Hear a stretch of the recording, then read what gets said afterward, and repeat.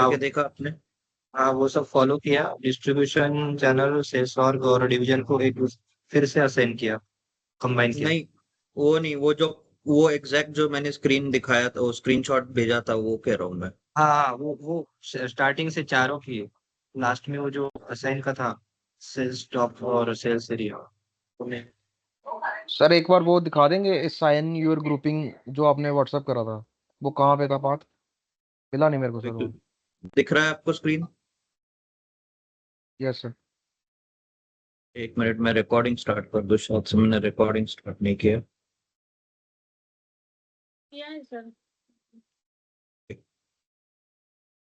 Okay. वो पहले तो क्रॉस कंपोनेंट एप्लीकेशन, राइट?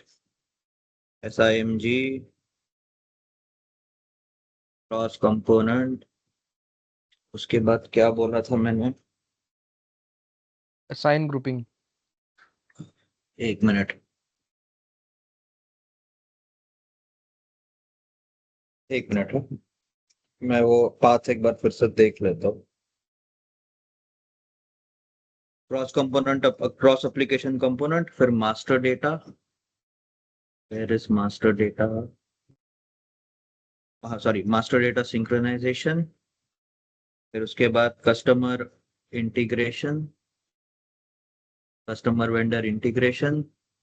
उसके बाद आता है आपका business partner settings, business partner settings, settings for customer integration, field assignment for customer integration, field assignment for customer integration. Assign keys है, असाइन एट्रीब्यूट्स है, अपना असाइन कीज है। Define number range for BP, ये वाला path में कह रहा था। ठीक है सर। ठीक है, एक ये हो गया। दूसरा इशू क्या था? हाँ, दूसरा इशू था आपका यहाँ पे।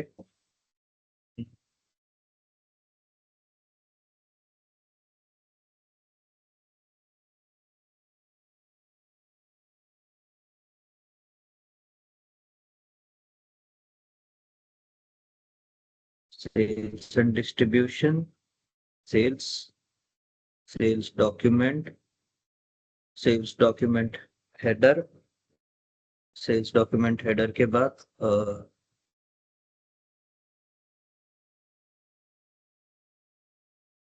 Assign sales area to sales document type,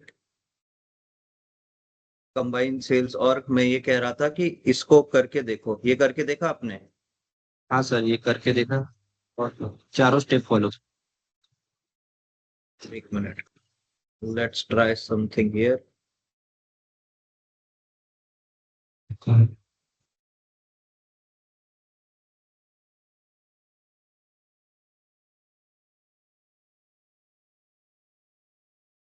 वो आपको सर अभी जो एरर आ रहा है? ये- एक मिनट, आपको जो आपको ऐसे येलो आ रहा है कलर, क्या? येलो कलर का आ रहा है क्या आपको?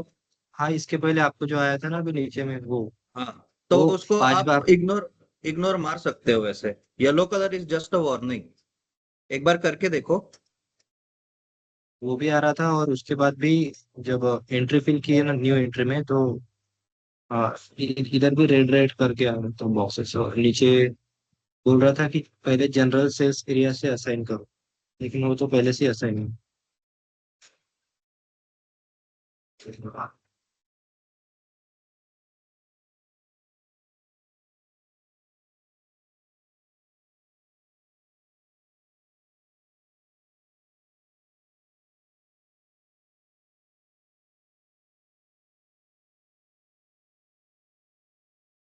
हाँ ये सेम है उधर। देखो, फर्स्ट मेंटेन सेल्स एरिया, यहाँ पे उसका आंसर दे रखा है। First maintain sales area is common sales area and then assign to allowed sales document type, this means complete the IMG activity. ये try using this, assign sales area to sales document type. ये ऐसे खुल नहीं रहा है क्योंकि already यहाँ पे लॉक्ड है, बट ये बात एक बार आप करके देखो, assign sales area to sales document type. इसका ये मतलब है, वो ये कहना चाहता है एक्चुअली में, इस पर्टिकुलर इशू का ये मतलब है कि आप पहले ये सब करो, कंबाइन सेल्स। और एक मिनट, मैंने क्या असाइनमेंट किया था? 171, एक मिनट, हाँ मैं करके देखता हूँ। 1710, 1000 और सेल्स टाइप क्या डाला था? VSH1। Let's try this.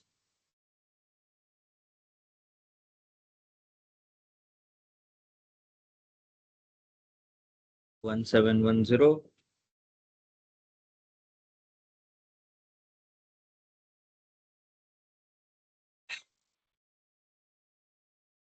save back distribution channel मेरा था 10 1710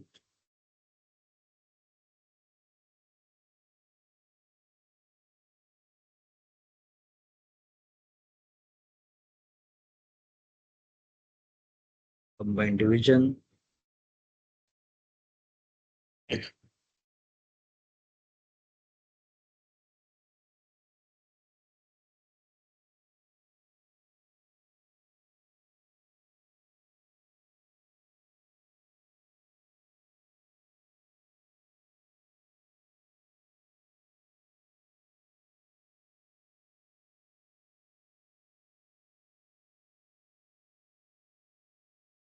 ये हो गया हैंग ओके सेल्स और division 171000 reference division 00 save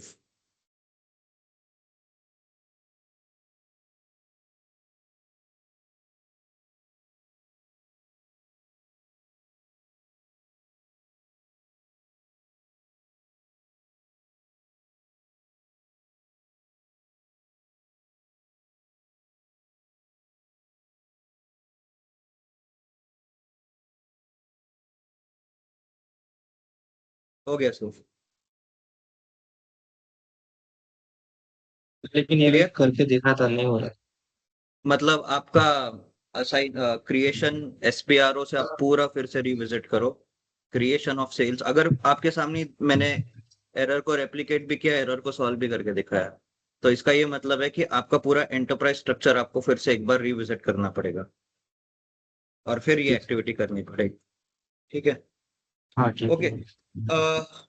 anyway let's get back to our topic हमने कल जो डिस्कस किया था वो हमने डिस्कस किया था पहला तो फ्योरी का इंट्रोडक्शन दिया था और कुछ सेल्स और डॉक्यूमेंट टाइप के फील्ड्स देखे थे एक बार मैं चाहता हूँ अभी फ्योरी की बात हो ही गई है तो एक बार आप फ्योरी देख लो अगर आपको बहुत कॉम्प्लिकेटेड लग रहा है तो हम छोड़ देंगे उसको एकदम एंड में पकड़ेंगे but I want you to see how Fiori looks और फ्योरी कैसे काम करता है एक बार बस एक गो थ्रू कर लेते हैं फ्योरी के लिए यूजुअली आपको जो अपना क्योंकि मैंने बोला था फ्योरी एक वेब बेस्ड एप्लीकेशन है मतलब वेब आपका इंटरनेट ब्राउजर पे चलने वाला एप्लीकेशन है तो उसका वेब लिंक आपको यूजुअली मिलता है और कई बार आपको तो उसका एक्सेस नहीं होता है तो कैसे खोलते हैं उसका एक टी कोड है ये वो टी कोड है /n/ui2/flp ये एक फ्योरी खोलने का एक टी कोड है जब मैं इसको एंटर दबाता हूँ तब ये आता है system is attempted to execute the following program और डिस्प्ले द फॉलोइंग फाइल ये देखो ये एक वेब पेज आपको बता रहा है अलाउ कर दो अलाउ करने के बाद ऐसा कुछ खुलता है देखो एकदम वेब पेज की तरह है सब कुछ यूजर वही रहेगा और पासवर्ड भी आपका जो है एक नोटिस करना चीज एक काफी मॉडर्न आउटलुक दे रखा है इसको पासवर्ड डालने के बाद just log in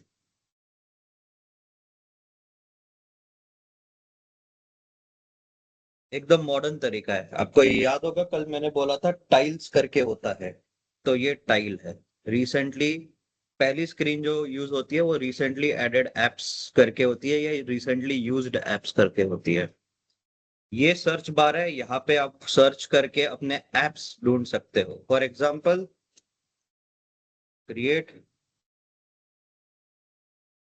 create sales order VA01 या अगर आप यहाँ पे भी VA01 टाइप करोगे तो देखो क्या होता है सेम ही खुल गया तो एक बार मैं यहाँ पे क्लिक करता हूँ सेम स्क्रीन जो आपने GUI पे देखी सेम स्क्रीन यहाँ पे एज इट इज आई है OR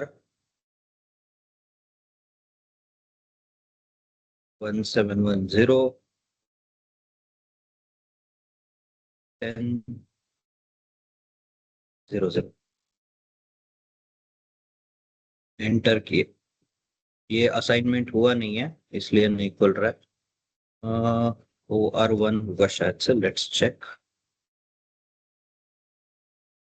OR1 भी नहीं है, ठीक है, हमें देखना पड़ेगा कि क्या असाइनमेंट हो रखा है। बट एनीवे, बेसिकली आपने देखा कि मैं क्रिएशन ऑफ सेल्स ऑर्डर में गया, वैसे का वैसा ऐप खुला। थोड़ा एडवांस सर्च करना है, ये तो एक जनरल सर्च बार है। इसमें क्या होता है कि जब आपके बहुत सारे यूजर्स, बहुत सारे ऐप्स अब जब ऐड करना शुरू कर देते हो या आपकी कंपनी ऐड करना शुरू कर देता है, तो जैसे ये आपने देखा एकदम क्विकली सर्च किया इसने, बट इंडस्ट्री में बहुत स्लो हो जाता है। इसलिए मैंने बोला था कि इसको अभी भी इसका अडॉप्शन, इसका यूज कम ही है इंडस्ट्री में।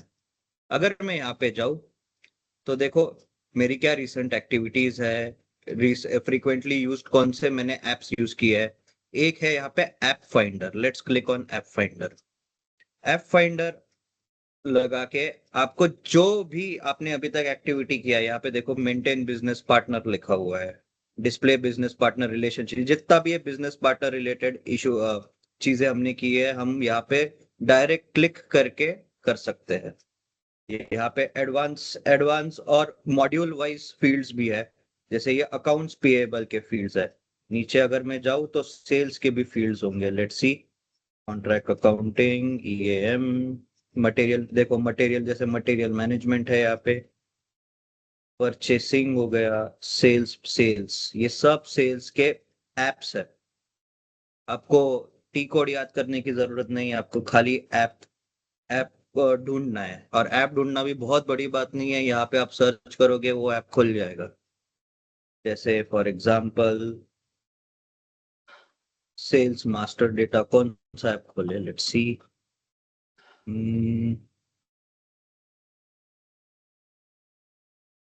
Let's click on sales master data, क्या होता है देखते हैं। सेल्स मास्टर डेटा टैब एक तरीके से ये एक मेन हेडिंग है, उसके अंदर क्या क्या ऑप्शंस है आप यहाँ पे देख सकते हो। अब ये क्रॉस सेलिंग क्या है ये सब हम धीरे धीरे करके देखेंगे। मटेरियल लिस्टिंग एग्जीक्यूशन, ये अलग अलग टॉपिक्स है जो मुझे आपको सिखाने हैं। आइटम प्रपोजल, ये अलग, फिर से अलग एक टॉपिक है। वैसे ही कई सारे एप्स है यहाँ पे।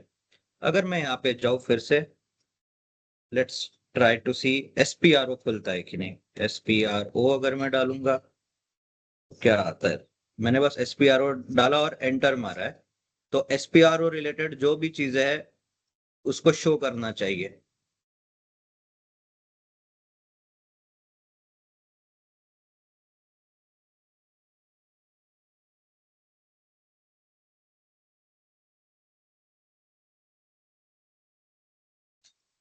तो यहाँ पे SPRO नहीं है, ठीक है। SPRO, एक मिनट, let me go to app finder.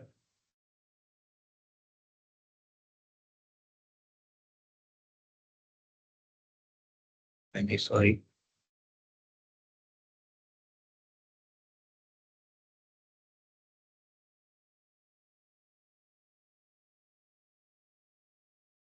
SPRO खुल क्यों नहीं रहा है इसमें?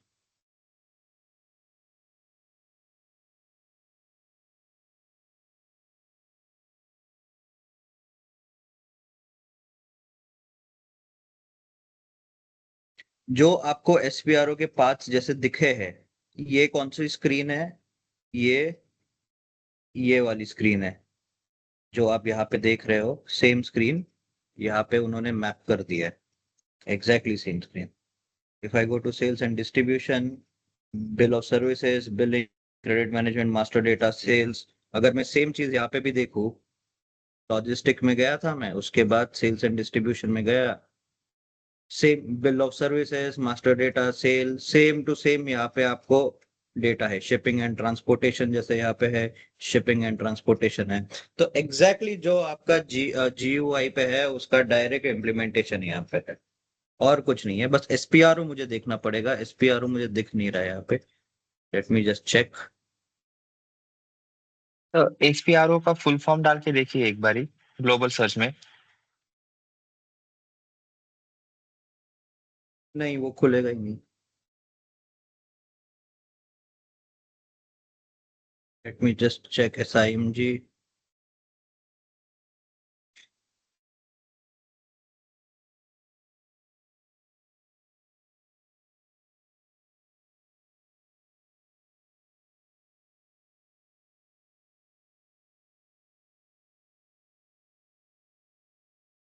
नहीं, एक बार आप जो कहते हैं वो भी ट्राई करके देखते हैं। SPRO का फुल फॉर्म है SAP PRO JECT SAP project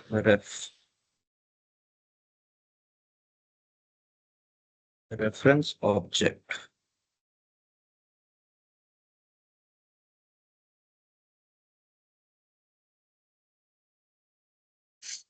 SPRO एक बार मुझे देखना पड़ेगा, ये मैं आपको बताता हूँ क्यों नहीं दिख रहा है, मुझे थोड़ा एनालिसिस करना पड़ेगा, कुछ फिल्टर्स लगा के देखना पड़ेगा।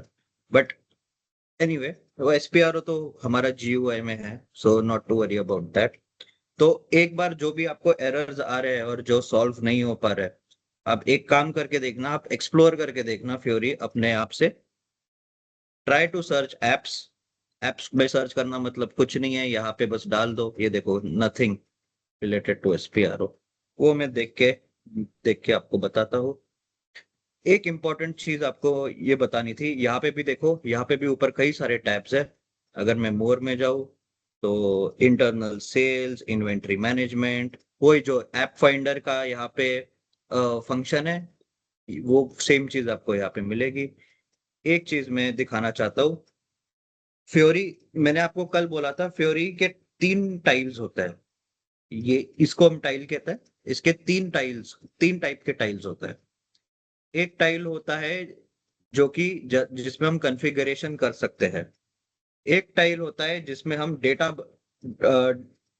क्रिएट कर सकते हैं। डेटा क्रिएट करना मतलब जैसे VA01 में गया तो यहाँ पे एक सेल्स ऑर्डर बनाना है, तो उसका उसका एक सॉर्ट ऑफ टाइल है। ये एक तरीके का दूसरे टाइप का टाइल है। तीसरे टाइप का टाइल जो मैंने जिस पे सबसे ज्यादा फोकस किया था और वही फ्योरी की स्पेशलिटी है, वो है एनालिटिक्स का टाइल। कोई एनालिटिक्स का टाइल खोल के देखते हैं। Let's see custom analytics.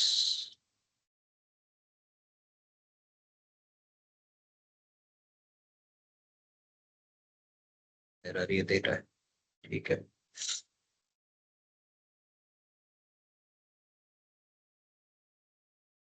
Let me search for, जैसे मैंने SPRO ही डाला था, तो देखो इसमें ही आपको एक टाइल दिख जाएगा।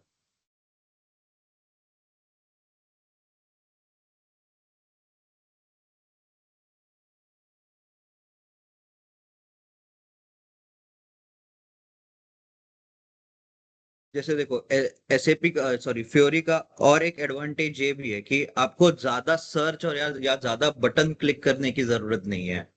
अगर आप यहाँ पे देखोगे, फॉर एग्जांपल ये कोई एक प्रोसेस है, सब प्रोसेस वेस्ट समथिंग, उसका उसके रिलेटेड जितना भी इंफॉर्मेशन है, मेन इंफॉर्मेशन जो इंपॉर्टेंट है वो आपको मिल रहा है यहाँ पे। इवन सेल्स ऑर्डर के लिए भी, लेट्स चेक सम, कोई सेल्स ऑर्डर है कि नहीं इसमें।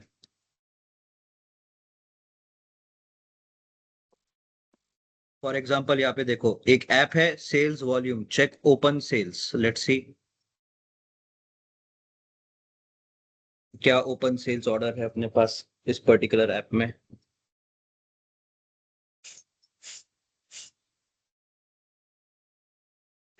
इसमें ज्यादा डेटा, ये डेमो सर्वर होने के बावजूद भी देखो कितना स्लो है। ये सबसे बड़ा अभी फिलहाल चैलेंज है SAP को कि इसको कैसे सॉर्ट करिए। सर्च बार को वो सॉल्व ही नहीं कर पा रहे। मैं पिछले 4 साल से देख रहा हूँ ये इशू, कितना टाइम प्रोसेसिंग इशू है ये।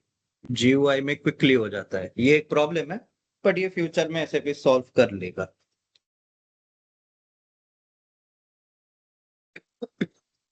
लेट मी ओ खुल जाए बस ये। इन द मीन वाइल, जब तक ये खुलेगा हम अपना GUI का डिस्कशन कंप्लीट कर लेते हैं। मुझे बस यहाँ पे एक एनालिटिक ऐप दिखाना था कि एनालिटिक्स कैसे करता है, और रियल टाइम एनालिटिक्स की कल मैंने बात की थी अगर आपको याद हो। तो रियल टाइम एनालिटिक्स क्या होता है, इसको खोलने दो, तब तक हम अपना रेगुलर जो डिस्कशन था वो कंप्लीट कर लेते हैं, रादर वेस्टिंग टाइम। आपको अब समझ में आया फ्योरी थोड़ा बहुत तो, एटलीस्ट एक गो थ्रू? किसी को कोई डाउट? कैसे दिखता है फ्योरी पता लग गया? मुझे बस अभी यही दिखाना दिखाना था कि कैसे दिखता है फ्योरी। हाँ यस ना, सर, बिल्कुल नहीं। समझ में आया। पर तो इसमें एंटरप्राइज स्ट्रक्चर से सब कुछ सेटअप करना पड़ेगा ना। नहीं, अगर आपने यहाँ पे एंटरप्राइज स्ट्रक्चर का सेटअप किया है, जीयूआई में सेटअप किया है, जो सेटिंग्स आप यहाँ पे करोगे वो वहां पे विजिबल हो जाएगा। जो चीज, क्योंकि फ्योरी के लिए एक एक चीज बता देता हूँ, फ्योरी के लिए मतलब इस स्क्रीन के लिए अल्टीमेटली इंफॉर्मेशन वो यही से fetch करता है। तो ये जो चीज आप जीयूआई देख रहे हो, ये फ्योरी हाँ का बैकएंड है।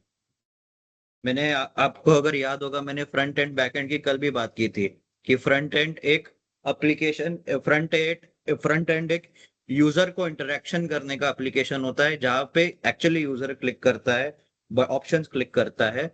और बैक एंड होता है उसके पीछे का डेटाबेस, उसके पीछे की प्रोग्रामिंग और वो सब। तो फ्योरी के यस लिए बैक एंड इज दिस। अगर आप इसको यूज कर रहे हो तो इसका बैकएंड है उसका कोड बेस और इसका डेटाबेस टेबल। तो बस फ्योरी एक तरीके से एक लेयर बना दिया है, अब 3 लेयर हो गए हैं। सबसे पहला लेयर और सबसे easy to understand layer is Fiori, उसके पीछे आपका ये लेयर आता है, और इस लेयर के पीछे इसका पूरा कोड बेस और इसके पूरे टेबल्स, SE16 के जो टेबल्स है, ये इसके पीछे वाला लेयर है। ठीक है। ओके। तो आप अगर यहाँ पे हमें कोई भी डेटा बनाओगे, कोई भी कॉन्फ़िगरेशन करोगे, वो अल्टीमेटली वहां पे आपको दिख जाएगा। अगर हम फ्यूरी में करेंगे तो जीयूआई में भी दिख जाएगा। ऑब्वियसली। और जो हमें कुछ डिफाइन करना हो, डिवीजन हो, सब अ, सब सब सब वो कुछ। सर्च करके क्रिएट कर सकते हाँ, हैं। सर्च करके क्रिएट कर सकते हो। बट अगेन, क्योंकि मैंने अगर आपको कल की डिस्कशन फिर से याद होगा, मैंने आपको हम्म, बोला था कि फ्योरी का जो टारगेट ऑडियंस है वो and users, maximum and users होते हैं। ठीक है। उनको फ्योरी ऐसे बनाया गया है कि वो मोबाइल फोन पे भी चल जाए, मैंने ये भी बताया था। तो उसका जो टारगेट है वो एंड यूजर्स है। तो फ्योरी यूजुअली एसपीआरओ का जो फंक्शन है वो फ्योरी पे इतना प्रोमिनेंट नहीं है, लिमिटेड है। तो एसपीआरओ यूज करने के लिए, ऑल्दो एसपीआरओ दिखता है, मुझे वो एक बार देखना पड़ेगा फ्योरी में फिर से, मुझे मिल नहीं रहा है।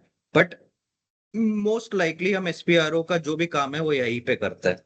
और जो डेटा क्रिएट करने का काम है, जैसे VA01 का काम हो गया या बिजनेस पार्टनर क्रिएशन का काम हो गया, वो हम फ्योरी पे यूजुअली रखते हैं।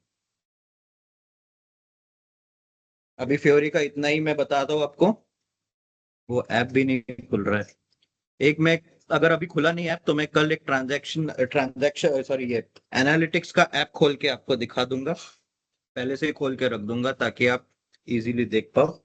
अभी के लिए we will go to VOV8, जो हम जहाँ पे हम डिस्कस कर रहे थे। सर एंड यूजर मतलब सर बस एक बार बता दीजिए ना, एंड यूजर में मतलब क्या आएगा, जैसे कि विच प्रोसेसिंग, डिलीवरी या फिर ये समथिंग। कौन है यहाँ पे एंड यूजर, कोई बता सकता है?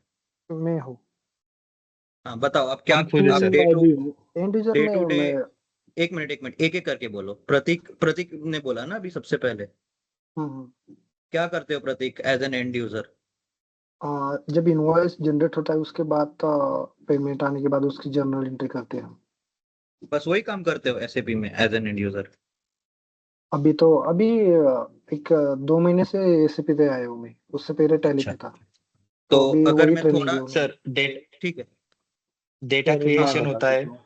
मैनेजमेंट आएगा, हम्म, एनालिटिक्स का जो भी वर्क रहेगा, रिपोर्टिंग रहेगा, वो सब एंड यूजर की तरफ से होगा। राइट। तो इन जनरल अगर मैं बोलूं, एंड यूजर वो इंसान होता है या वो कैरेक्टर होता है सप्लाई चेन के प्रोसेस में, जो कि एसएपी के इस जीयूआई हो गया या फ्योरी हो गया या एसएपी इन जनरल को यूज करके अपना डे टू डे एक्टिविटी करता है। डे टू डे एक्टिविटी का क्या मतलब है? कंसल्टेंट्स का ये काम होता है कि एसपीआरओ यूज करके सेटअप करके दो पूरा सिस्टम। एक बार जब सिस्टम पूरा सेटअप हो जाता है तब एंड यूजर उस पर डॉक्यूमेंट्स बनाने का काम करते हैं, जैसे किसी ने अभी बोला एनालिटिक्स का काम करते हैं, डेटा गैदरिंग का काम करते हैं, डेटा मेंटेनेंस का काम करते हैं। तो यूज करना सॉफ्टवेयर को एंड यूजर। अगर एक और एकदम इजी एग्जांपल दूं, तो अगर आपने कोई फोन देखा होगा, आईफोन हो गया, एंड्रॉयड फोन हो गया, तो आप एंड्रॉयड फोन अगर परचेस कर रहे हो और उसको डे टू डेली यूज कर रहे हो, कॉल करना, मैसेजिंग करना, फॉर एग्जांपल व्हाट्सएप चलाना, तो वो एक तरीके का एंड यूजर एक्टिविटी हो गया। उसके पीछे जो कॉन्फ़िगरेशंस आप देखते हो, सेटिंग्स में देखते हो, जो सेटिंग्स वाली चीजें है, वो सेटिंग्स में आप कुछ बटन्स एक्टिवेट करते हो, कुछ डीएक्टिवेट करते हो, कुछ अपने हिसाब से पर्सनलाइज करके देते हो। वो एक तरीके का कंसल्टेंट का काम होता है। पर क्योंकि हम एक फोन की बात कर रहे हैं, फोन एक बहुत सिंपल चीज है, तो इसलिए वहां पे एंड यूजर और वहां पे कंसल्टेंट एक ही इंसान हो सकता है, और एक ही इंसान होता है। और उसके पीछे और एक लेयर होती है जिसपे पूरा कोड लिखा होता है उस पर्टिकुलर आईफोन का या एंड्रॉयड फोन का, वो टेक्निकल यूजर करते हैं। तो ऐसे 3 टाइप के लेवल्स होते हैं, 3 टाइप के यूजर्स होते हैं। क्लियर है? Yes, sir. किसने क्वेश्चन पूछा था? क्लियर है? हाँ सर, हाँ sir. ओके। फिर से अब एक बार देखते हैं क्या बचा है अपना इस पर्टिकुलर डिस्कशन का।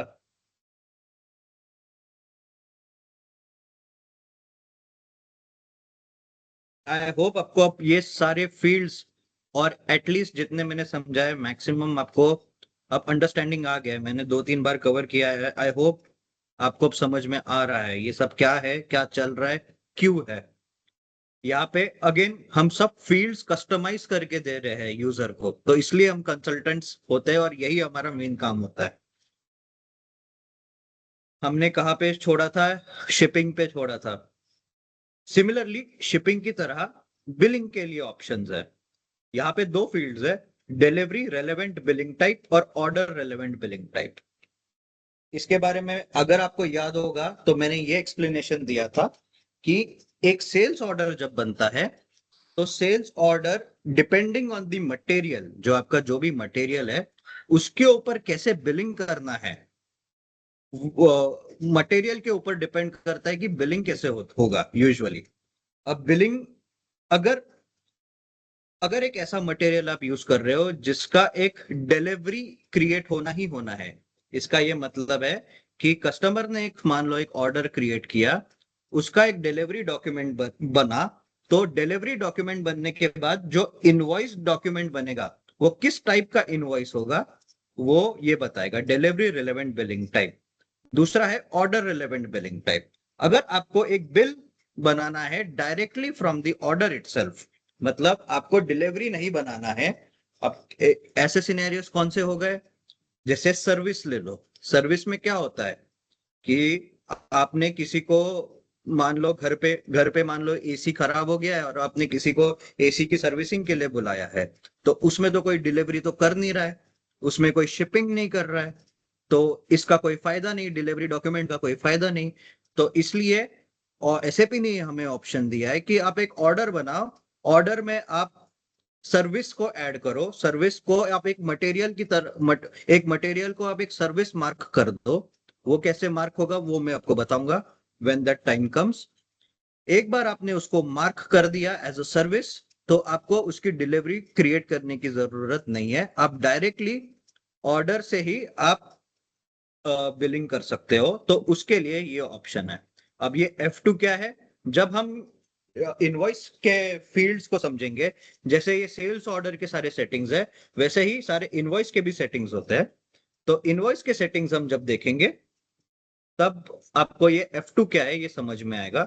बट इन जनरल F2 मतलब स्टैंडर्ड बिलिंग। जैसे OR है यहाँ पे, this is a OR document type. OR मतलब एसएपी ने स्टैंडर्ड दिया हुआ डॉक्यूमेंट। वैसे ही बिलिंग टाइप में एसएपी ने जो स्टैंडर्ड दिया है उसको F2 बोलते हैं, और डिलीवरी का standard document type is LF। तो ये हो गए दो, delivery relevant billing type, order relevant billing type. Inter company billing type, inter company एक स्पेशल प्रोसेस है, उसके लिए मुझे कुछ और कंसेप्ट्स आपको समझाने पड़ेंगे। इंटर कंपनी का पूरा प्रोसेस समझाना पड़ेगा, उसके लिए मुझे वो काफी बाद में आएगा, तो इस पर्टिकुलर ऑप्शन को अभी के लिए छोड़ देते हैं। बिलिंग ब्लॉक, अब ये बिलिंग ब्लॉक क्या है? जैसे यहाँ पे डिलीवरी ब्लॉक है, डिलीवरी ब्लॉक में मतलब क्या होता है कि अगर मैं यहाँ पे ब्लॉक लगा दूं, ब्लॉक लगाने के बाद एक सेल्स ऑर्डर अगर क्रिएट करूं, तो उसका जो डिलीवरी ब्लॉक वाला फील्ड है, मैं आपको दिखा देता हूं। हम एक ऑर्डर उठाते हैं, उसमें हम देखते हैं पूरा एम्प्टी है। ये दूसरा सर्वर चल रहा है क्या, मैं देखता हूँ।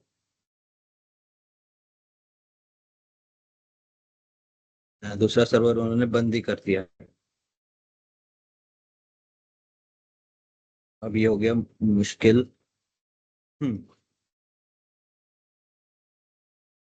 कोई असाइनमेंट भी नहीं हुआ होगा, इसलिए मुझे वहां पे फ्योरी में भी उसने रोक दिया। अब मुझे सारा असाइनमेंट करना पड़ेगा इसमें। 1710, लेट मी ट्राई हियर एक बार फिर से। हाँ, the order has not been defined in sales area 1710 1000। इसके लिए अलग से मुझे टाइम स्पेंड करना पड़ेगा।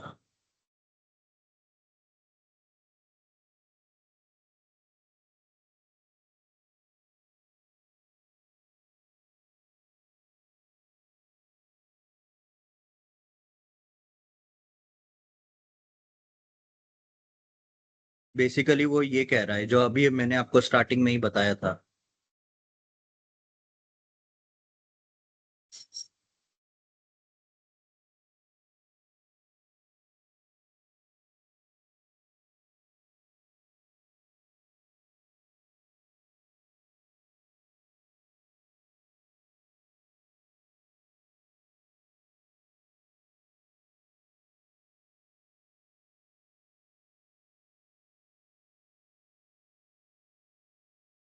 अगर मैं VA01 में जाऊं, एक बार फिर से खोल के देखते हैं इसको।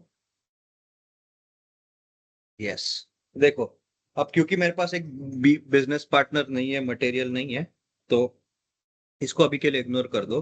बट ये दो फील्ड्स देखो, बिलिंग ब्लॉक और डिलीवरी ब्लॉक। अगर मैं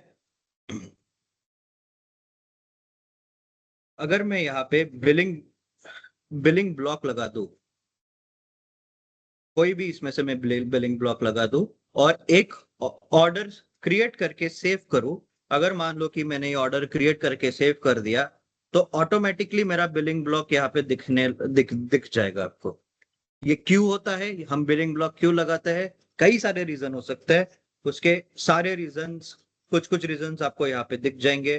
फॉर एग्जांपल क्रेडिट, यहाँ पे दो ये जो ऑप्शन है, check credit memo, for example check credit memo, कोई पैसों का पैसे अगर हमने ज्यादा लगाने की कोशिश कर रहे हैं या कम लगाने की कोशिश कर रहे हैं, तो उसके ऊपर चेक है कि एक बार तुम देख लो कि तुम्हारी प्राइसिंग सही से लगी हुई है कि नहीं लगी हुई है। ऐसे कई सारे यहाँ पे ऑप्शंस है, कुछ कुछ ऑप्शंस और दिखते हैं नीचे।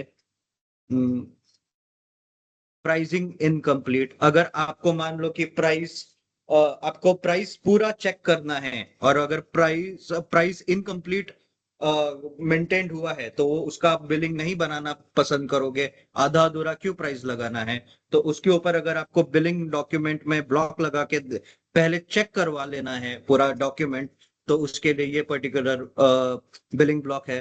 कुछ कॉम्प्लिकेटेड है आपको बताने के लिए, नो GI/GR पोस्टिंग, तो इसके ऊपर मैं अभी डिस्कस नहीं कर रहा हूँ। एक for example cheque payment terms, अगर एक डॉक्यूमेंट आपने क्रिएट किया और उसको फिर आपको रिव्यू करना है कि सही से पेमेंट टर्म्स, ये वाला फील्ड सही से लगा है या नहीं, तो पेमेंट टर्म्स अगेन क्या बोलता है कि पेमेंट कैसे होगी, कस्टमर पेमेंट कैसे करेगा, अगर आपको ये देखना है इसके ऊपर रिव्यू करना है तो चेक पेमेंट, तो इसलिए उसके लिए बिलिंग ब्लॉक है चेक पेमेंट टर्म्स। अगर ये आपको डिफॉल्टली लगाना है तो उसके लिए ये पर्टिकुलर फील्ड है। ये पर्टिकुलर सेक्शन जब हम बिलिंग डॉक्यूमेंट के बारे में डिस्कस करेंगे तब इस पर्टिकुलर सेक्शन पे आएंगे। अभी के लिए ये इंपॉर्टेंट फील्ड्स है आपके लिए, इसको भी छोड़ दो। ये जो 3 फील्ड्स है ये इंपॉर्टेंट है। नीचे अगर मैं गया और तो ये पूरा कॉन्ट्रैक्ट लेवल इंफॉर्मेशन है। कॉन्ट्रैक्ट हम जब सीखेंगे तब कॉन्ट्रैक्ट पे आएंगे। ये जो सेक्शन है requested delivery date, price date, purchase date, order, ये जो स्पेशली ये जो सेक्शन है वो ये बताता है जो आपको स्केड्यूल लाइंस में जो डेट दिखती है ना कि मटेरियल आज हमने ऑर्डर करने की कोशिश की, मटेरियल कब तक अवेलेबल होगा, तो उसके डेट के कैलकुलेशन में ये पर्टिकुलर फील्ड्स यूज होती है। तो जब हम शिपिंग के बारे में डिस्कस करेंगे या अवेलेबिलिटी के बारे में डिस्कस करेंगे, प्रोडक्ट अवेलेबिलिटी के बारे में डिस्कस करेंगे, तब हम यहाँ पे फिर आएंगे। मोस्टली यही सारे ऑप्शन है। अवेलेबिलिटी चेक अभी आप छोड़ दो। अगेन अवेलेबिलिटी चेक का ऊपर इससे ज्यादा इंपॉर्टेंट फील्ड अवेलेबिलिटी चेक का यहाँ पे है इनकम्प्लीट, सॉरी नीचे है। हाँ, यही जो फील्ड है अवेलेबिलिटी चेक में अगेन यूज होगा। तो हम जब अवेलेबिलिटी चेक के बारे में भी बात करेंगे तब इस पर्टिकुलर सेक्शन में वापस आएंगे। तो अभी के लिए बिलिंग डॉक्यूमेंट टाइप तक जितने फील्ड्स मैंने बताया है वो आप एक बार गो थ्रू करो, उसके साथ खेलने की कोशिश करो। मतलब इनको तो ऑब्वियसली आप नहीं मत ही छेड़ो, क्योंकि अभी तक मैंने बिलिंग या डिलीवरी की बात नहीं की है। आप मैक्सिमम यहाँ पे आप देखो चेंज करके कि अगर मैं फॉर एग्जांपल लेट्स सी, अगर मैंने इसको स्क्रीन सीक्वेंस ग्रुप चेंज किया, सेल्स ऑर्डर की जगह पे कोटेशन डाला, तो मेरी कैसी स्क्रीन दिखती है। मैंने, अगर आपको याद होगा तो स्क्रीन का बिहेवियर अगर चेंज करना है तो ये पर्टिकुलर फील्ड है। डॉक्यूमेंट प्राइसिंग प्रोसीजर चेक करके देखो क्या एरर आता है, ये अंडरस्टैंड करने की कोशिश करो। इसके एरर को कैसे फिक्स करते हैं वो भी मैं आपको बता चुका हूँ। ऊपर यहाँ पे रेफरेंस मैंडेटरी करके देखो कि क्या होता है, रेफरेंस मैंडेटरी किया नहीं किया तो क्या होगा। कैसे अगर मुझे फोर्स करना है यूजर को कि कोई प्रीसीडिंग डॉक्यूमेंट मैंडेटरी करना है तो ये उसके लिए फील्ड है। तो अभी के लिए आप इतना इस पर्टिकुलर सेक्शन में समझो। बाकी हम जब स्पेसिफिक टॉपिक्स के ऊपर आएंगे तो उनके स्पेसिफिक जो फील्ड्स है उसके ऊपर हम धीरे धीरे करके गो थ्रू करेंगे। ओके, जो मुझे सबसे ज्यादा मेन में 3 दिन से कोशिश कर रहा हूं आपको बताने का वो है ये सेटिंग /n VOV7। VOV7 होता है आइटम कैटेगरीज का सेक्शन। अगर आपको सेल्स डॉक्यूमेंट का याद है तो यहाँ पे जो मैं मटेरियल डालता हूँ, यहाँ पे अगर मैं नीचे जाऊं, इसको यहीं पे स्क्रॉल करूं, तो मुझे एक ये पर्टिकुलर फील्ड मिलती है which is nothing but item category. अब आइटम कैटेगरी अगेन क्या होता है, ये एक ऐसी फील्ड होती है जो कि पूरे लाइन आइटम को कंट्रोल करने की क्षमता रखती है। क्या क्षमता रखती है, लेट्स सी। जो स्टैंडर्ड लाइन आइटम है, जो स्टैंडर्ड सेल्स डॉक्यूमेंट में जो स्टैंडर्ड लाइन आइटम यूज होती है, that is TAN, standard item. अगर मैं इसको डबल क्लिक करूं, जैसे OR होता है सेल्स डॉक्यूमेंट में, वैसे ही स्टैंडर्ड आइटम कैटेगरी में standard item is TAN। Same fits, जैसे हमने ऑर्डर लेवल पे सेटिंग्स देखे, से सिमिलर टाइप के सेटिंग्स यहाँ पे है। एक एक करके आप यहाँ पे इंपॉर्टेंस देखते हैं।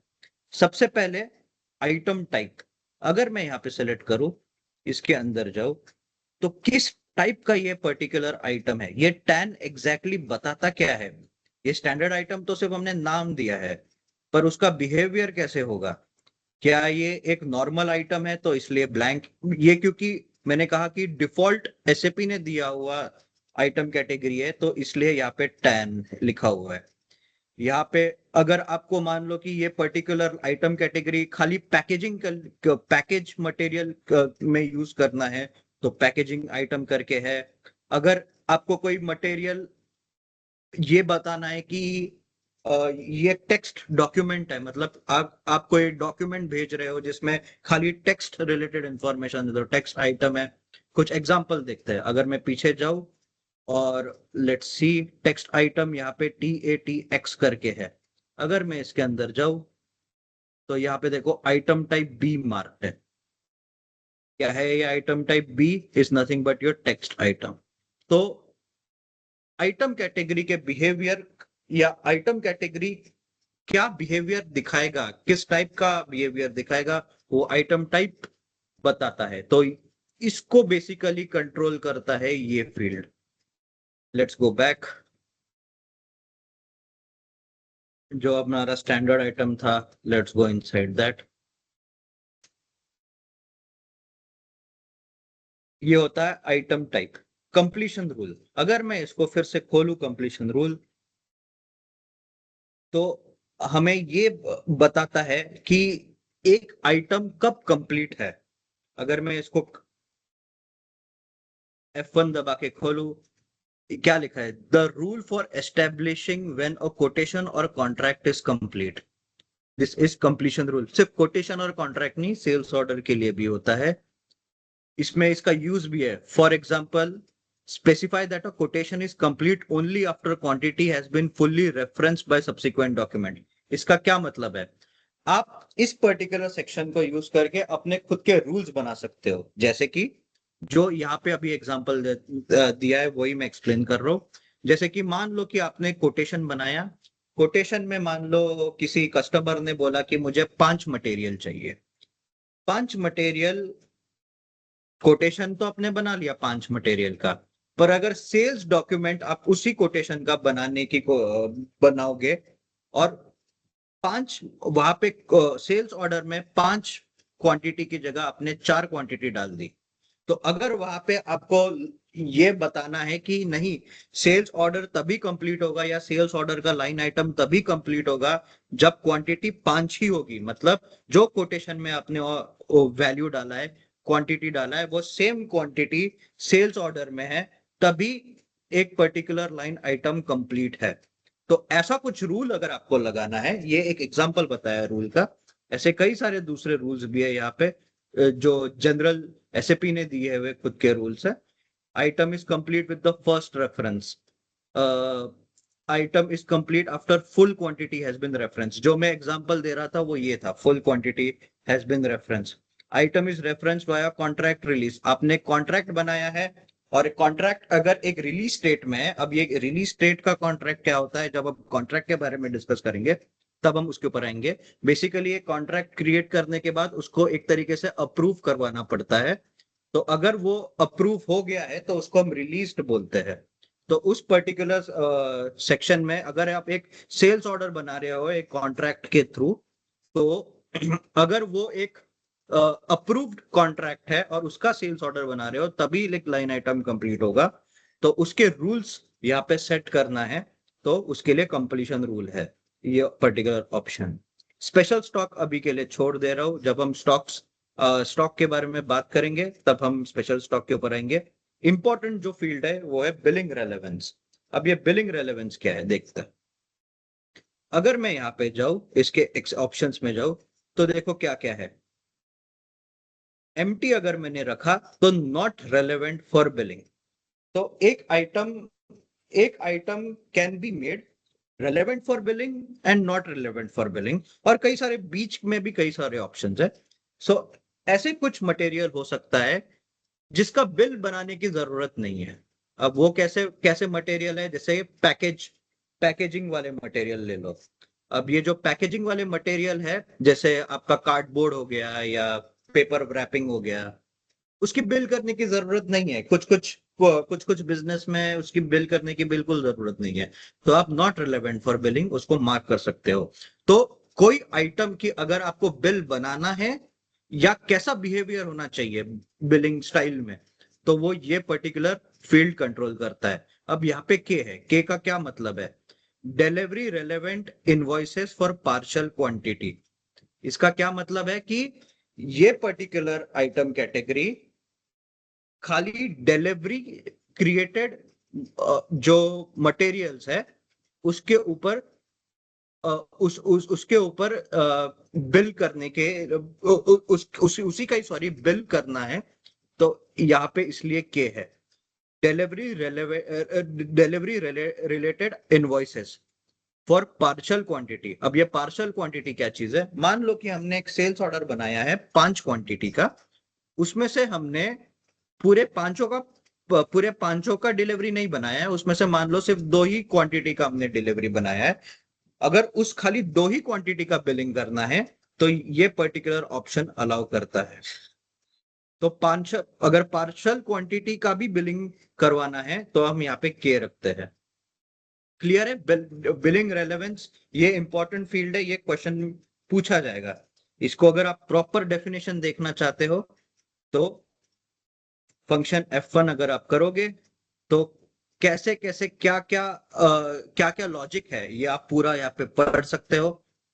मैंने कुछ इंपॉर्टेंट आपको बताया, relevant for billing, not relevant for billing, आप यहाँ पे देख सकते हो। नॉट रेलेवेंट फॉर बिलिंग क्या लिखा है? You can use this category to prevent items being included from billing. किसी आइटम को अगर आपको बिलिंग नहीं करना है तो नॉट रेलेवेंट फॉर बिलिंग कर दो। के अगर आप नीचे जाओगे, you use this indicator if you want to select both items and partial quantities from billing. अगर आपको पूरी क्वांटिटी को बिल करना है या सिर्फ पार्शियल क्वांटिटीज को बिल करना है तो आप के को यूज करोगे। तो ये आप गो थ्रू कर लेना। अलग अलग कैटेगरीज है, कुछ बिल्कुल भी रेलेवेंट नहीं है। जैसे कि फॉर एग्जांपल मान लो कि आप एक इंडियन प्रोजेक्ट में हो तो इस पर्टिकुलर जे ऑप्शन का कोई काम ही नहीं है, क्योंकि ये खाली ईयू कंट्रीज के लिए बना है, मतलब यूरोपियन यूनियन के कंट्रीज के लिए बना है। उनके कुछ अलग डिजाइन है बैकग्राउंड में, तो उसके लिए स्पेशल एक बिलिंग रेलेवेंस कैटेगरी यहाँ पे बनाई है एसएपी ने। तो मैं रिक्वेस्ट करूंगा आपसे कि आप कुछ यहाँ पे मेनली दो अभी के लिए मेनली दो जो इंपॉर्टेंट है आपके लिए वो है के और दूसरा है not relevant for billing which is empty. तो ये बाकी अगर आपको इंटरेस्ट है तो आप प्लीज यहाँ पे देख लीजिए। बाकी और जब जैसे जैसे हमारे मटेरियल्स बनेंगे, जैसे जैसे हमारे डिलीवरीज बनेंगे तो हम बाकी के कुछ और इंपॉर्टेंट बिलिंग रेलेवेंस भी हम इवेंचुअली देखेंगे। बिलिंग प्लान टाइप अगेन ये इंपॉर्टेंट नहीं है। बिलिंग ब्लॉक अगर आपको सेम जो मैंने अभी सेल्स ऑर्डर पे बताया वही सेम फंक्शन इस पर्टिकुलर ब्लॉक का है, पर क्या फर्क है? जो सेल्स ऑर्डर पे मैंने जो बताया, एक बार मैं फिर से वो खोलता हूं, VOV8 था सेटिंग, किसी में भी जाता हूं, जो यहाँ पे जो बिलिंग ब्लॉक है, अगर मैंने यहाँ पे बिलिंग ब्लॉक सेट किया तो ये बिलिंग ब्लॉक उठ के यहाँ पे आपको दिखेगा, यहाँ पे आपको दिखेगा। तो इसका क्या इंपैक्ट है कि एक बार मैंने यहाँ पे कोई बिलिंग ब्लॉक लगाया तो मेरे सारे मटेरियल्स के लिए वो ब्लॉक वैलिड हो जाता है। ये पर्टिकुलर ब्लॉक सारे मटेरियल्स के लिए लग जाता है। बट एक अगर स्पेसिफिक ब्लॉक आपको एक स्पेसिफिक लाइन आइटम के लिए लगाना है तो उसके लिए हमारे पास ये वाला बिलिंग ब्लॉक वाला फीचर है ऑन द आइटम लेवल।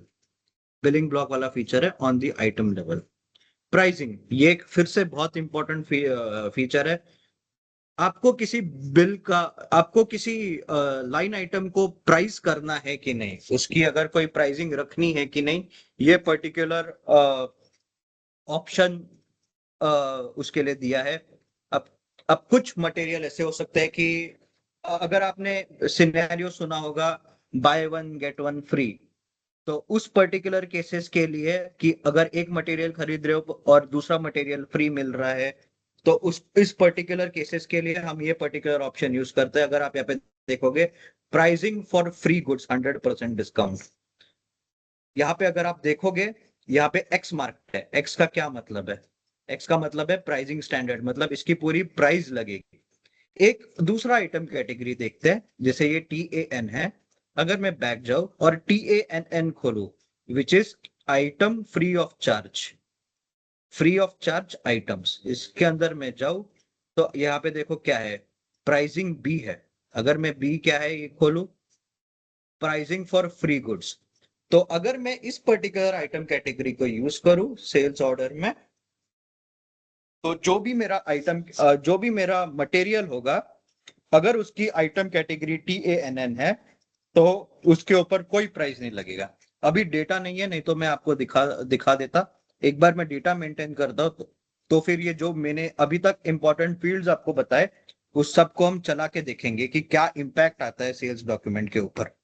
यहाँ पे कुछ बाकी इतना इंपॉर्टेंट नहीं है, स्टैटिस्टिकल वैल्यू इंपॉर्टेंट नहीं है, अभी इसको छोड़ दो। ये वाले सेटिंग्स देखते हैं। यहाँ पे क्या है, वेट और वॉल्यूम रेलेवेंट। अगर एक आइटम कैटेगरी में आपको मैंडेटरी करना है कि इसकी वेट और वॉल्यूम का इंपॉर्टेंस है, क्यों ये क्यों इंपॉर्टेंस है, क्योंकि वेट और वॉल्यूम से ही आपका शिपिंग डिसाइड होता है। अगर आपने कभी शिपिंग करते हुए किसी को देखा होगा तो वो हमेशा, या आपने कभी ट्रांसपोर्ट करके अपना सामान एक पॉइंट से दूसरे पॉइंट पे ट्रांसपोर्ट किया होगा, तो वो वॉल्यूम और वेट जरूर देखते हैं आपके मटेरियल्स का, आपके फर्नीचर का। तो सिमिलरली एसएपी में अगर आपको एक किसी मटेरियल का वेट एंड वॉल्यूम को इंपॉर्टेंस देना है ऑन तो हम उस पर्टिकुलर आइटम कैटेगरी में वेट एंड वॉल्यूम रेलेवेंट कर देता है। अगर आपको एक पर्टिकुलर मटेरियल का रिटर्न्स लेना है, कस्टमर को हमने डिलीवरी कर दी, कस्टमर को अगर लगा कि कोई प्रोडक्ट खराब है तो वो अगर रिटर्न इनिशिएट करना चाहता है, तो एक आइटम कैटेगरी को अगर रिटर्न्स के लिए हमें रखना है तो ये रिटर्न का ऑप्शन है। बिजनेस आइटम क्या चीज है, अगर मैं सेल्स ऑर्डर में जाऊं, शायद ये मुझे अभी अलाउ नहीं करेगा क्योंकि मैंने डेटा नहीं डाला। अगर यहाँ पे मैं कोई मटेरियल डालता, ठीक है, मैं आपको कल ही बताऊंगा, बेटर है मैं एक पूरा डेटा क्रिएट करके आपको पूरा फिर ही मैं बताऊं, क्योंकि आपको इतना क्लियरली समझ नहीं आएगा अगर मैंने आपको ऐसे ही समझाने की कोशिश की तो। और ये मैं फील्ड्स आपको एक बार डेटा मेंटेन करने के बाद मैं आपको कल दिखाऊंगा कि इस फील्ड का क्या इम्पैक्ट है, इन सारे फील्ड्स का। एक बार नीचे जाके एक क्विकली गो थ्रू करते हैं, बाकी हम ऑब्वियसली सारे फील्ड्स देखेंगे, सो डोंट वरी। जो जो इंपॉर्टेंट फील्ड है वो सब मैं मैनिपुलेट चेंजेस करके आपको दिखाऊंगा। जनरल कंट्रोल अभी आप छोड़ दो। ट्रांजैक्शन फ्लो में अगेन इनकम्प्लीशन प्रोसीजर, जो हमने सेल्स डॉक्यूमेंट में इनकम्प्लीशन प्रोसीजर की बात की थी, सेम अगर एक लाइन आइटम लेवल पे इनकम्प्लीशन प्रोसीजर आपको चेक लगवाना है कि इसमें क्या वैल्यू होना चाहिए, क्या वैल्यू क्या फील्ड मैंडेटरी है, क्या फील्ड मैंडेटरी नहीं है, तो उसके इनकम्प्लीट प्रोसीजर अगर आपको लाइन आइटम पे बिठाना है तो इसलिए ये पर्टिकुलर ऑप्शन है। Text determination, partner determination, basically अगर आपको अगर मैं टेक्स्ट डिटर्मिनेशन की बात करूं तो क्या होता है कि मान लो कि आपने एक मटेरियल का सेल्स ऑर्डर क्रिएट किया और उस मटेरियल के ऊपर आपको कुछ एडिशनल इंफॉर्मेशन पास ऑन करना है। फॉर एग्जांपल, मान लो कि कस्टमर, आप एक एक ऐसे इंडस्ट्री में काम करते हो जहां पे जो मटेरियल जो कंपनी बेचती है वो बहुत नाजुक मटेरियल है, फ्रेजाइल मटेरियल है। मान लो कांच का कोई प्रोडक्ट है जो आपकी कंपनी बेच रही हो, और मान लो कि कस्टमर ने उस पर्टिकुलर प्रोडक्ट का ऑर्डर प्लेस कर दिया, तो अब इसको कांच का मटेरियल है तो इसको अच्छे से पैकिंग करवानी है, इसको अच्छे से पैकिंग करके शिपिंग प्रॉपर होना चाहिए क्योंकि वो टूटने के चांसेस हो सकते हैं उसमें। तो अगर, तो इस केस में आपको क्या करना है, एक टेक्स्ट मेंटेन करना होता है ताकि हम वो टेक्स्ट का इंफॉर्मेशन हमारी जो पैकिंग शिपिंग वाली टीम है उनको हम पास ऑन कर सके कि भाई इसमें कांच का मटेरियल है, इसको हैंडल एकदम प्रॉपरली हैंडल करो। तो उस पर्टिकुलर केसेस को अगर आप यूज करना है तो ये टेक्स्ट डिटर्मिनेशन आप यूज करते हो। जब हम ये टेक्स्ट डिटर्मिनेशन क्या है इसके ऊपर जाएंगे तब हम इस पर्टिकुलर चीज के बारे में बात करेंगे। Similarly partner determination, partner determination क्या चीज है, लेट्स सी। अगर मैं इसके अंदर जाऊं तो क्या कहता है, a grouping of partner function, the procedure specifies which partner functions for are allowed for a particular business transaction and which of those partner functions are mandatory. तो पार्टनर फंक्शन की अभी मैंने बात नहीं की, जब मैं पार्टनर फंक्शन की बात करूंगा तो हम इस पर्टिकुलर पॉइंट पे वापस आएंगे। ये मैं आपको जल्दी ही एक बार ये सारे फील्ड्स बताऊंगा, तो हमारा नेक्स्ट टॉपिक पार्टनर डिटर्मिनेशन के ऊपर ही रहेगा, तो हम तब ये कवर करेंगे। सो बेसिकली क्या होता है कि अगर आप एक सेल्स ऑर्डर यहाँ पे देखोगे तो यहाँ पे लिखा है sold to party, ship to party, मतलब एक बिजनेस पार्टनर के कई सारे बिहेवियर हो सकते हैं। वो एक सोल्ड टू पार्टी की तरह काम काम कर सकता है, वो एक शिप टू पार्टी की तरह काम कर सकता है।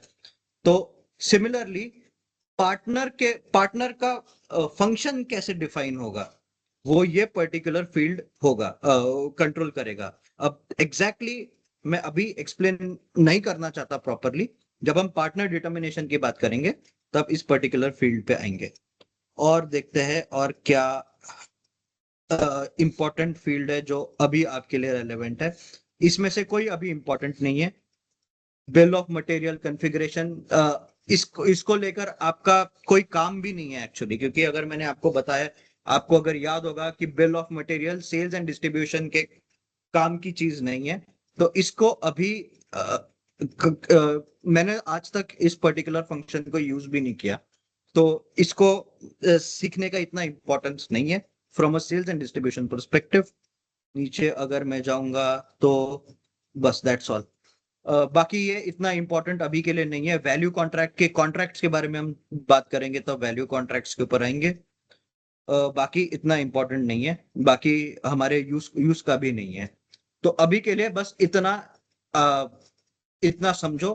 कल के सेशन में अगर मेरे से डेटा मेंटेन हो गया तो मैं आपको एक एक फील्ड चेंज करके दिखाऊंगा कि क्या बिहेवियर है, क्या मटेरियल पे बिहेवियर है, कैसे प्राइस पे बिहेवियर आता है, और एग्जैक्टली ये TANN आता कैसे है डॉक्यूमेंट में, वो अभी तक मैंने डिस्कस नहीं किया, और वो बहुत इंपॉर्टेंट पॉइंट है।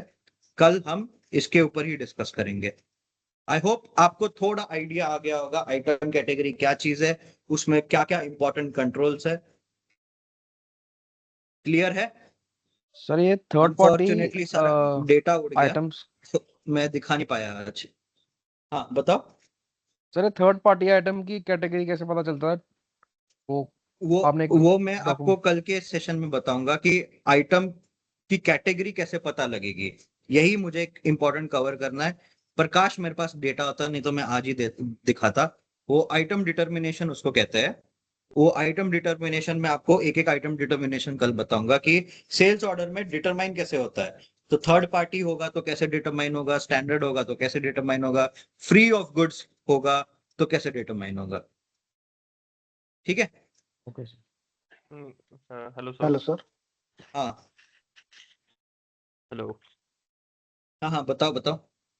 सर, जैसे क्या है कि मैं एक तो अभी इंक्वायरी कोटेशन के बाद मैं क्या कर रहा हूँ कि कोटेशन के रेफरेंस से मैं ना सेल ऑर्डर बना रहा हूँ। तो मेरे को ना एक इसमें ये दिख रहा है, copying from sale document type ZQT to ZTM is not supported. तो मैंने उसमें जाके देखा कि कोटेशन में जाके, तो उसमें जो रेफरेंस करके होता है तो उसमें कुछ था, मतलब कुछ था नहीं, मतलब कुछ उसके अंदर कुछ डला ही नहीं था। ठीक है, लेकिन इंक्वायरी टू कोटेशन जब मैंने बनाया तो उसमें भी कुछ नहीं डला हुआ था, लेकिन वो तो बन गया, लेकिन ये नहीं बन रहा। आप एक बार दिखा सकते हो? मैं प्रॉपरली समझा नहीं। नहीं, एक्चुअली वो मेरा मतलब मेरा खुद का मेरा कंपनी वाला सेटअप है वो, मैं उसकी बता रहा हूँ। मतलब सर ये है कि इंक्वायरी टू एक बार कोटेशन जब रिपीट हम, करोगे क्वेश्चन? एक बार फिर से रिपीट हाँ करोगे मैं क्वेश्चन? बताता हूँ। जैसे मैंने इंक्वायरी डॉक्यूमेंट बनाया, ठीक है। हम्म अब इंक्वायरी डॉक्यूमेंट से जब मैं कोटेशन बनाता हूँ तो उसके रेफरेंस से ले रहा हूँ, हम्म ठीक है, तो वो तो बन गया। लेकिन हम्म जब कोटेशन से जब मैं बनाता हूँ सेल्स ऑर्डर, तो वो नहीं बन रहा। उसमें दिखा रहा है कि QT document is not defined to ZTM कुछ डॉक्यूमेंट ऐसे नॉट लिखा है सपोर्टेड। कॉपी कंट्रोल, हाँ, कुछ कॉपी कंट्रोल करके लिखा है। कॉपी कंट्रोल वाला मेरे को लग रहा है कि हो सकता है कि डेटा कॉपिंग, हाँ यही है, कॉपी कंट्रोल वाला मेरे को लग रहा है, copying from sale document type. तो क्या सीन होता है ये हम आगे जाके देखेंगे। एक अच्छा। डॉक्यूमेंट को दूसरे डॉक्यूमेंट में डेटा हम्म कॉपी करने के लिए कुछ सेटिंग्स होते हैं। कि अब जैसे फॉर एग्जांपल आपने एक सेल्स ऑर्डर बनाया और उस सेल्स ऑर्डर का आपने डिलीवरी बनाया, तो देखो जब मैं डिलीवरी पे, बस मैं क्या करता हूँ, मैं ऑप्शंस में जाके क्रिएट डिलीवरी डॉक्यूमेंट के ऊपर क्लिक करता हूँ। जैसे मैंने वो क्लिक किया तो देखो कुछ कुछ इंफॉर्मेशन ऑटोमेटिकली सेल्स ऑर्डर से कॉपी होके आपके डिलीवरी डॉक्यूमेंट पे आता है, करेक्ट। अब वो कैसे आ रहा है, वो कॉपी कंट्रोल के थ्रू आ रहा है। तो सिमिलरली कोटेशन से अगर सेल्स ऑर्डर में कुछ कॉपी करना है तो उसका क्या कॉपी करना है ये आपको शायद से सिस्टम में डिफाइंड नहीं है, तो वो डिफाइन करना पड़ेगा। अच्छा तो ये अच्छा, इशू मेरे हो को लगा सकता है, कि एक इशू ये हो हाँ सकता है। अच्छा, हाँ मुझे भी सही लग रहा है क्योंकि उसमें ये बोल रहा है ना साहब कि copying from sale document type ZQT to ZTM is not supported. हाँ, तो या तो वो फंक्शन या सिनेरियो ही नहीं होगा आपके बिजनेस में, आप जो काम कर रहे हो वो एग्जिस्ट ही नहीं करता होगा, या तो फिर उसका कॉपी कंट्रोल में कुछ इश्यूज है। अच्छा, मुझे लगा कि कोटेशन का जो सेल्स ऑर्डर है तो उसमें रेफरेंस मैंडेटरी मतलब नहीं है, या फिर सेल्स ऑर्डर का जो कि मतलब जो ZTM सेल्स ऑर्डर है तो उसके अंदर रेफरेंस में मेंटेन नहीं होगा कि कोटेशन हम इसे बना पाए।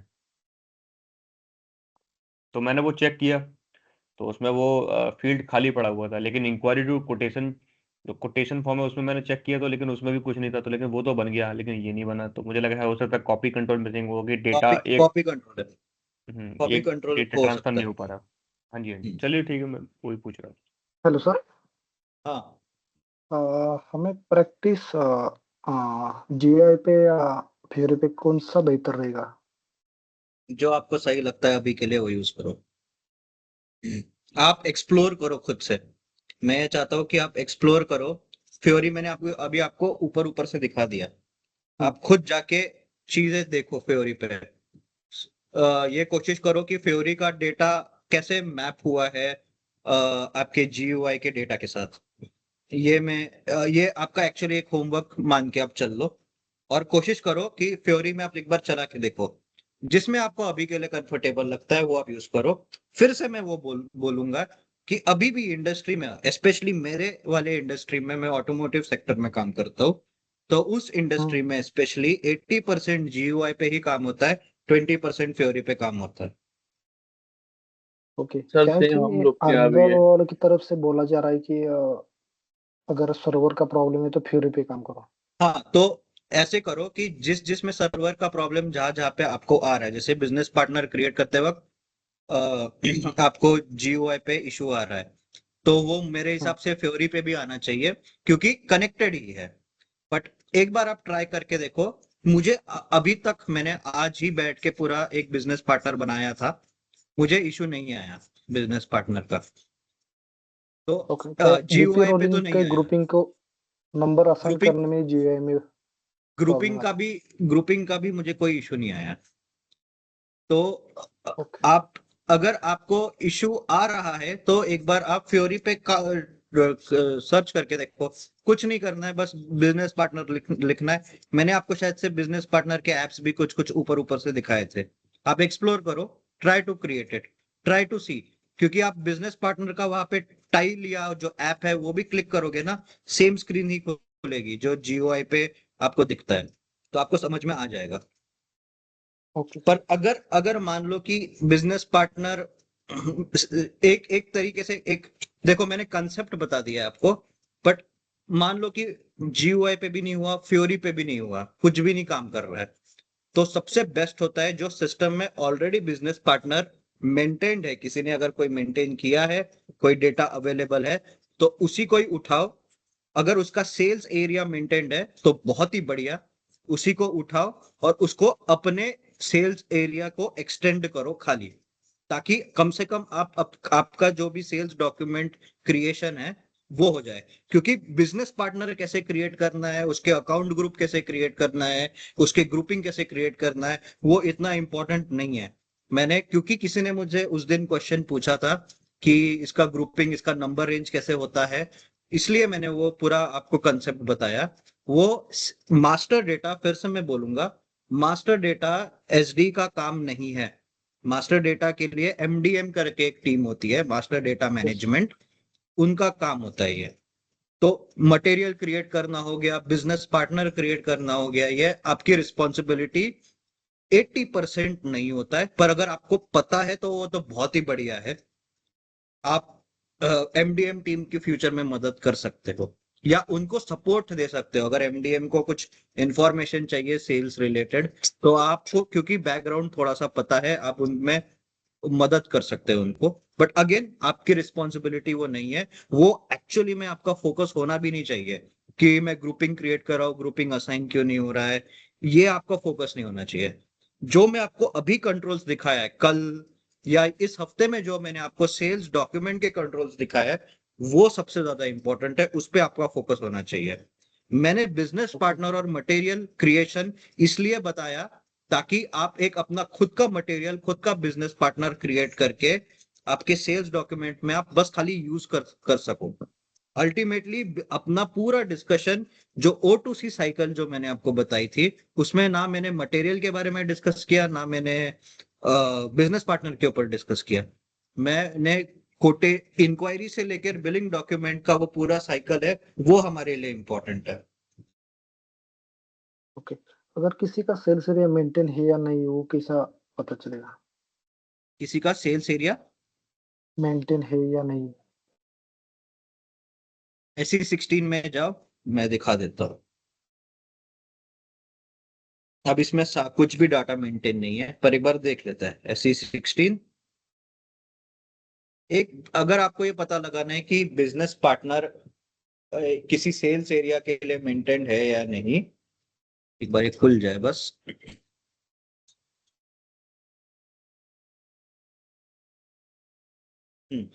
तो जैसे VBA के टेबल होता है जो कि हमें सेल्स डॉक्यूमेंट हेडर के बारे में बताता है, वैसे KNVV करके टेबल होता है।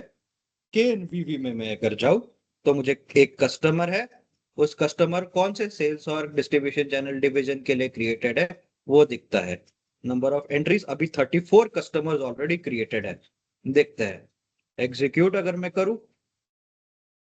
तो जैसे ये एक पर्टिकुलर कस्टमर है, अगर मैं खाली ये लाइन आइटम ये आइटम देखो, तो ये कस्टमर 17101000 के लिए ऑलरेडी असाइंड है।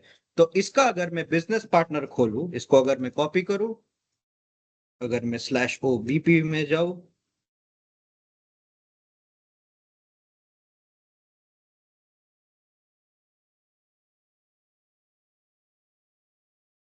यहाँ पे नंबर, कस्टमर नंबर टाइप करूं और यहाँ पे ये पेस्ट करूं, मेरा ये कस्टमर खुल जाता है। इसका कस्टमर FLCU01 मेंटेन्ड है, देखो। और इसका सेल्स एंड डिस्ट्रीब्यूशन में जाऊं तो ऑलरेडी एक मेंटेन्ड है। आपको बस खाली ऐसे उठाना है और अपने सेल्स एरिया को एक्सटेंड करना है। क्लियर? जो मैंने आपके इसके पीछे जो भी सेटिंग्स दिखाए, that is additional information for you. Okay, और मैं अब कहूंगा, अब मैंने एक्चुअली में इतना आपको नॉलेज दे दिया है कि आप खुद से एक्सप्लोर करने लग जाओ। तो अब आप क्या करो, टेबल सर्च करने की कोशिश करो। आपका हमेशा से ये ऑब्जेक्टिव होना चाहिए कि मटेरियल, अब मैं आपको एक होमवर्क देता हूँ। आप अब जब कल मैं आपसे पूछूंगा मटेरियल के क्या टेबल्स है, अगर मुझे जानना है कि एक पर्टिकुलर सेल्स एरिया के लिए कौन सा मटेरियल है, तो आप वो क्या टेबल में सर्च करोगे? SE16 आपका एक तरीके से असली वेपन है SAP में। SE16 को मास्टर करोगे तो आपको पता लग जाएगा कि डेटा कैसे सर्च करना है। अगर वो पता लग जाएगा तो आप कुछ भी कर सकते हो SAP में। तो SE16 इंपॉर्टेंट है, उसके ऊपर भी आप फोकस रखो। असली और मैं कंसल्टेंट वही होता है जो कि SE16 को मास्टर करे। अलग अलग क्या टेबल मैं किसको पता बेसिकली हो। होमवर्क क्या है सर कल का? हाँ, क्या क्या होमवर्क है कल का? होमवर्क ये है, मैं लिख देता हूँ, चलो। तब बेसिकली मैं SE16 का यूज करके कर रहा हूँ सारा सब कुछ। मैं हाँ, वहीं से टेबल डाल डाल के कस्टमर निकाल रहा हूँ। दैट कुछ इज भी the correct way actually. That is the correct way. क्योंकि आप जब प्रोजेक्ट्स में जाओगे, काम करने लग जाओगे, तब सबसे ज्यादा आपको जो बेनिफिट देगा वो SE16 ही देगा। मान लो कि 1 2 3 4 5 करके एक मटेरियल है, इस मटेरियल का मुझे सेल्स एरिया चाहिए, वो कैसे पता लगाओगे? उसके लिए कौन सा टेबल है? एक टेबल में जैसे एग्जांपल में अगर आप दो,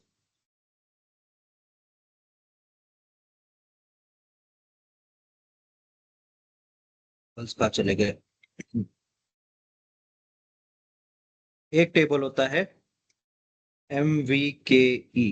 क्या होता है MVKE? अगर मैं जाऊं तो ये लो, आंसर मैंने ही बोल दिया। मटेरियल सेल्स और डिस्ट्रीब्यूशन चैनल डिवीजन। अगर मैं इसके अंदर चले जाऊं और इसके नंबर ऑफ एंट्रीज देखो, 214 मटेरियल्स क्रिएटेड है अलग अलग सेल्स और डिस्ट्रीब्यूशन चैनल के लिए। एग्जीक्यूट करूं तो इससे मुझे पता लगेगा कि एक मटेरियल, ये सारे मटेरियल्स अलग अलग क्रिएटेड है, एक मटेरियल का क्या सेल्स ऑर्ग है, क्या डिस्ट्रीब्यूशन चैनल क्रिएटेड है। तो ये मुझे एटलीस्ट इतना आपको आना चाहिए अभी, कि एक मटेरियल है या एक बिजनेस पार्टनर है, उसका क्या सेल्स एरिया है, ये पता लगना चाहिए। कुछ और इंफॉर्मेशन है, कुछ और एक टेबल आपको बता देता हूँ। MVK ही बताया, MARA गया तो ये खाली सिर्फ मटेरियल ले रहा है। अब क्या होता है, लेट्स जस्ट एग्जीक्यूट इट। ये आपको क्या इंफॉर्मेशन दे रहा है? ये बता रहा है कि एक मटेरियल कब क्रिएट हुआ था, किसने क्रिएट किया था, ये उस मटेरियल के बारे में इंफॉर्मेशन बता रहा है आपको। तो सर अलग अलग इंफॉर्मेशन यहाँ पे आपको सेल्स का कोई इंफॉर्मेशन दिख नहीं रहा है। अगर आप देखोगे तो मैं इसको डबल क्लिक करूं तो मुझे और एक्सपेंडेड पता लग जाएगा कौन सा मटेरियल है, कब क्रिएट हुआ था, किसने क्रिएट किया था। जो मटेरियल जनरल लेवल का इंफॉर्मेशन है वो आपको यहाँ पे पता लगेगा। तो ऐसे सर कई सारे टेबल्स है, आप एक्सप्लोर करके देखो। सर हाँ, जैसे ये वाली अभी जो टेबल आपने चलाई तो मारा वाली, इसके अंदर क्या क्या फीचर्स हैं वो अभी आपने कहाँ से देखे थे? इसके अंदर क्या क्या फीचर्स है मतलब? मतलब इस टेबल, ये जो टेबल है इसके अंदर क्या क्या हमको मिलेगा कि प्लांट डिस्ट्रीब्यूशन चैनल और भी कुछ यहाँ पे शो कर जाओ, रहे थे? यहाँ पे जाओ सेटिंग्स में, यूजर पैरामीटर है एक, सिलेक्शन फील्ड्स फॉर सिलेक्शन है। अगर मैं यहाँ पे क्लिक करूंगा तो मुझे सारी इंफॉर्मेशन मिल जाएगी कि क्या क्या पॉसिबल, इस टेबल में क्या क्या पॉसिबल इंफॉर्मेशन है। तो यहाँ ठीक पे है, जिस जिस जिस पे हम देखो क्लिक साइज करेंगे एंड तो वो हम डायमेंशन, निकाल सकते हैं। अगर किसी मटेरियल का साइज एंड डायमेंशन पता करना है, और भी कई सारे दूसरे है। डॉक्यूमेंट टाइप, कौन से डॉक्यूमेंट टाइप के लिए कोई अगर असाइंड है तो इसका क्या वेट है, वॉल्यूम है। तो जनरल लेवल इंफॉर्मेशन के बारे में अगर इंफॉर्मेशन आपको जानना है तो उसके लिए ये पर्टिकुलर टेबल है। तो उस पे एक मतलब और एक जैसे कि बता देता हूँ,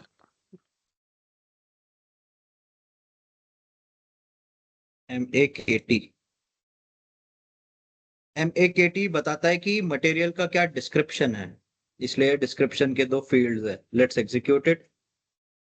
अब ये एक पर्टिकुलर मटेरियल है, इस मटेरियल का क्या डिस्क्रिप्शन है, ये आपको यहाँ पे डिस्क्रिप्शन फील्ड में देगा। ये जैसे ये है, this has been defined as screw, इसलिए स्क्रू नाम है। Clear?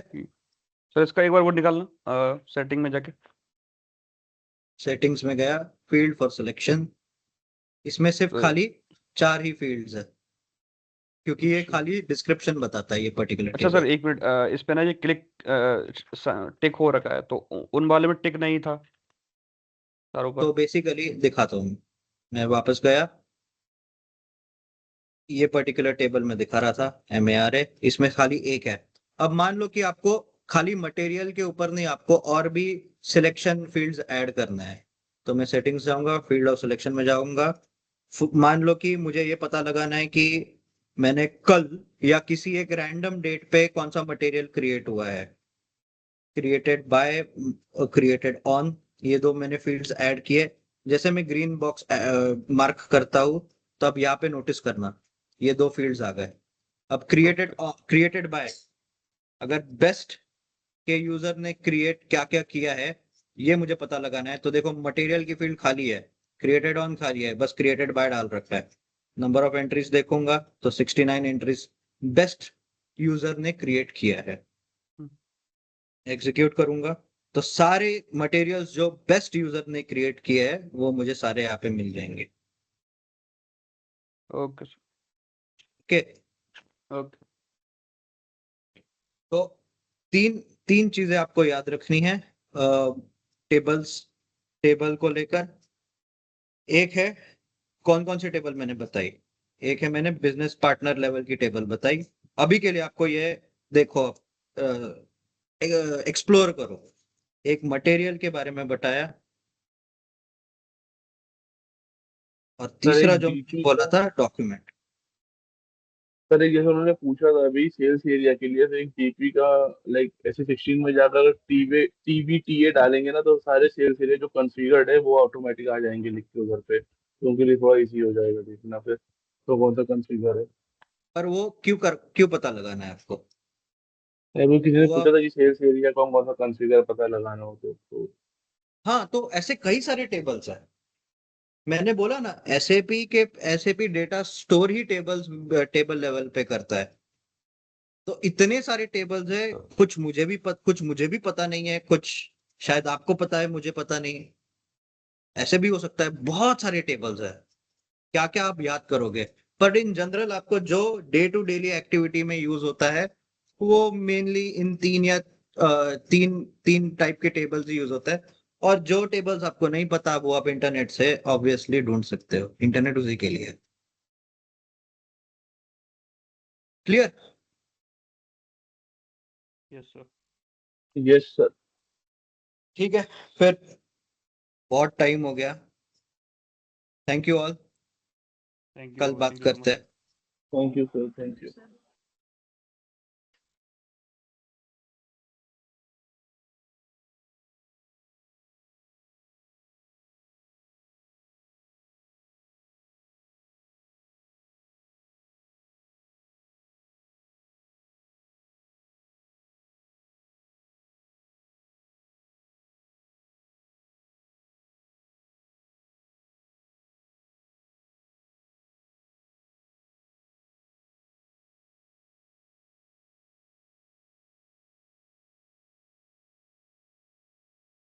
Hello Prateek. Hello. Hello. अरे अरे हम्म, ऐक ना, ते हाँ जीओआय आणि फ्युरीचं काय सेक्शन आहे? सपोज असं म्हणायचं का आपण की त्याचे दोन व्ह्यू आहे. एक सपोज इन शॉर्ट सांगतो की एक क्लासिक आणि एक लाइटनिंग. जसा की एक ऍडव्हान्स वाला आहे आणि एक पहिला इन्हान्स केलेला आहे. युनिकच होणार ना, कारण की आपण जीयूआय वर जे ऑलरेडी बनवले ते आपल्याला फ्युरी मध्ये दिसणार आहे. हम्म, राइट. आणि हो हो फ्युरीचं एक ऍडव्हान्टेज आपल्याकडे असं राहणार की आपल्याला एकही टी कोड लक्षात ठेवायची गरज नाहीये. प्रत्येक इव्हेंट टेबल जरी पाहायचं म्हटलं ना, तर आपण त्याच्यामध्ये हम्म, पाहू शकतो. हो मग त्या हिशोबाने तर आपल्याला फ्युरी भारी पडेल प्रॅक्टिसला पण, किंवा काही करायचं म्हण, किंवा असं हे काही करायचं असल्यावर. हो बरोबर आहे. तर मग आपण जीयूआय न करता फ्युरी प्रॅक्टिस स्टार्टिंग केली तर जमल ना डायरेक्टच? कारण की मी जे पाहिलं ना, जो व्ह्यू आपण पाहिला ना. हा हा हा बोल.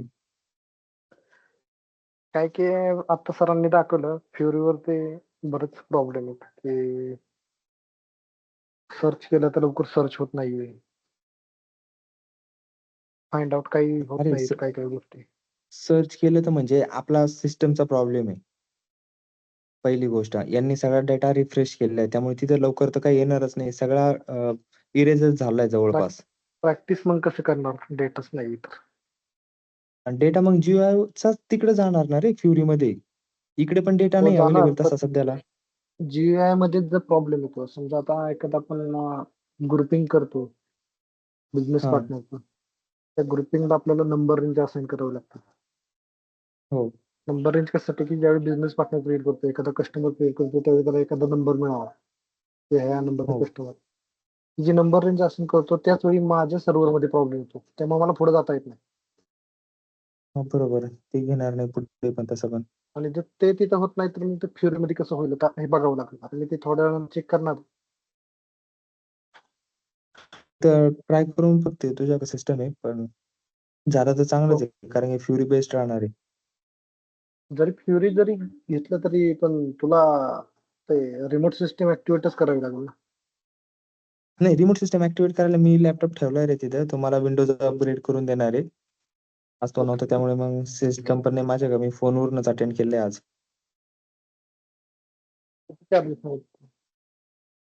हं? विंडोज अपडेट करायला किती चार्जेस सांगितले? चार्ज नाही रे, फ्रेंडचाच कॅफे आहे. तो म्हणे तू ठेवून जा म्हणे, मी देईल तुला करून. अच्छा अच्छा ठीक आहे ठीक आहे. हो, हो. बघू त्याला ट्राय म्हणलं करतो पायरेट मी. वगैरे कॉफी असली तर दे मला. हो, चालेल, चालेल. मला पण सांगशील उद्या. उद्या येईल माझं सिस्टम. मी हो करून हो घेईल ते उद्या. हो. चालेल. करायचं ड्रॉप? काय काय? नाही. ते म्हटलं करायचं का ड्रॉप करायचा कॉल? हो हो. चालेल. Good night.